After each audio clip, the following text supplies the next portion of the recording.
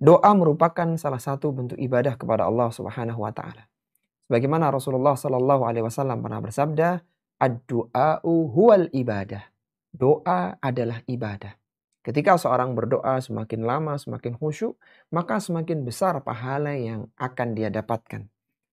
Maka dalam Islam ada beberapa adab yang perlu diperhatikan dalam berdoa. Sehingga doanya itu akan didengar oleh Allah Subhanahu wa taala, akan dikabulkan oleh Allah Subhanahu wa taala, bahkan mendatangkan pahala besar yang berlipat ganda.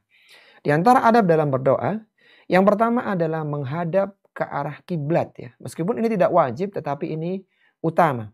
Sebagaimana Rasulullah Shallallahu alaihi wasallam dahulu ketika berada di Badar, maka beliau berdoa dengan menghadap ke arah kiblat. Disebutkan oleh Umar bin Khattab radhiyallahu taala anhu ketika sedang bertemu pasukan di Badar, maka fastaqbalan nabiyyu sallallahu alaihi wasallam al-qiblata. Maka Nabi menghadap ke arah kiblat, kemudian beliau berdoa kepada Allah Subhanahu wa taala agar bisa menangkan perang Badar di tahun 2 Hijriah tersebut. Ini yang pertama. Jadi antara adabnya adalah menghadap ke arah kiblat. Kemudian yang kedua adalah dianjurkan untuk mengangkat tangan ketika berdoa. Mengangkat tangan dalam berdoa ini dibagi dalam 3 cara. Yang pertama adalah mengangkat tangan secara standar ya, yaitu dengan menggabungkan 2 telapak tangan dan diangkat setinggi dada. Nah, seperti ini. Ini yang standar. Kemudian ada juga nanti doa, ini hukum asalnya ya. Kemudian ada juga lagi doa yang menggunakan isyarat telunjuk ketika berdoa saat khutbah Jumat dan yang semisalnya. Ada juga nanti doa ketika genting. Maka cara mengangkatnya adalah tinggi-tinggi ke langit. Sampai disebutkan dalam riwayat itu Rasulullah tampak putih ketiaknya. Jadi angkat tinggi-tinggi ke langit ya. Sampai kelihatan terbuka ketiaknya. Itu 3 cara mengangkat tangan dalam berdoa. Adapun tempat mengangkat tangannya kapan?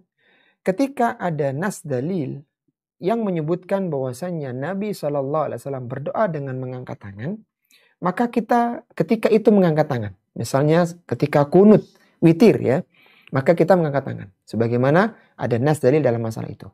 Ketika tidak ada nas dalil atau ada dalil yang menyebutkan Rasulullah berdoa dengan tidak mengangkat tangan, tidak ada keterangan mengangkat tangan, maka kita tidak perlu mengangkat tangan. Misalnya contohnya doa makan, doa masuk masjid, doa berpakaian, dan yang semisalnya. Itu semua redaksi dalilnya tidak disebutkan Rasulullah mengangkat tangan. Sehingga tidak perlu mengangkat tangan. Adapun untuk doa-doa umum, misalnya doa ketika adzan dan iqamah, doa di sepertiga malam terakhir, yang umum disebutkan waktu yang mustajab, tidak ada keterangan mengangkat tangan atau tidak, maka dianjurkan untuk mengangkat tangan. Dianjurkan. Sebagaimana disebutkan oleh Salman Al-Farisi, Rasulullah SAW pernah bersabda, kata Nabi SAW, sungguhnya Rabb kalian, Tabaraka wa Ta'ala itu dermawan dan malu dari hambanya yang berdoa dengan mengangkat tangannya dan kemudian mengembalikannya dalam kondisi kosong tidak dikabulkan. Ya, jadi dianjurkan untuk mengangkat tangan dengan 3 cara tadi, dengan 3 posisi yang sudah kita sebutkan. Kemudian mengawali doa dengan pujian dan sholawat. Hendaknya seorang tidak langsung ke inti yang diminta, tapi bersolawat dulu. Allahumma sholli ala Muhammad wa ala ali Muhammad walhamdulillahi rabbil alamin. Misalnya begitu. Dan sholawat ini, pujian dan sholawat ini bisa diletakkan di awal doa atau di akhir doa. Atau awal doa saja tanpa akhirnya. Ini juga boleh. Sebagaimana disebutkan oleh dalam sebuah riwayat ya, sami'a Rasulullah sallallahu alaihi wasallam rajulan yad'u fi salati lam yumajjidillah.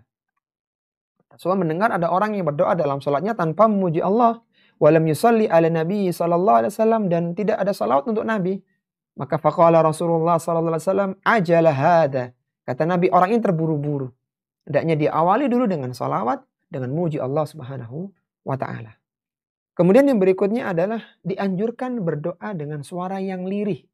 Bukan dengan teriakan, dengan suara yang keras, tapi lirih, berbisik begitu. Sebagaimana Allah berfirman dalam Al-Quran, Ud'u rabbakum tadarru'an wa khufyatan. Mohonlah kepada Rabbmu dengan tadarru', dengan merendahkan diri, wa khufyatan, dan dengan suara yang lirih. Innahu la yuhibbul mu'tadin, karena Allah tidak menyukai orang-orang yang melampaui batas. Kemudian yang kelima adalah berharap agar doanya dikabulkan. Jadi ada keinginan, ada dorongan bahwa doanya ingin dikabulkan oleh Allah Subhanahu wa taala.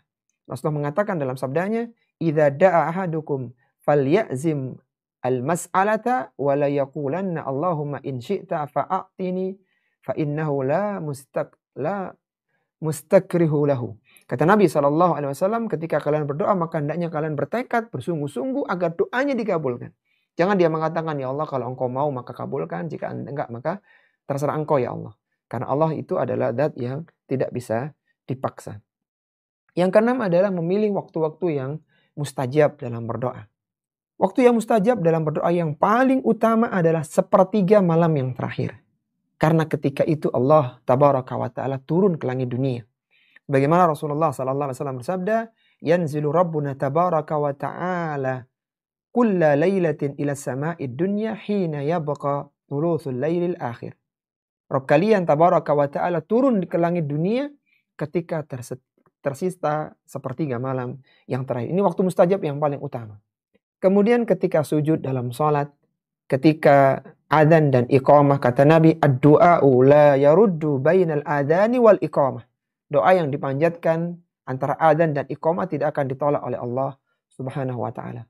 Ketika berbuka puasa, ketika awal-awal rintik-rintik turun hujan, dan yang lainnya. Itu akhwati fillah, rahimani wa rahimakumullah, di antara adab dalam berdoa. Ketika seorang muslim dan muslimah memperhatikan adab dalam berdoa, maka insya Allah doanya akan cepat dikabulkan. Allah akan memberikan pahala yang berlipat ganda karena dia memohon kepada Allah Subhanahu wa taala, dan doa adalah ibadah.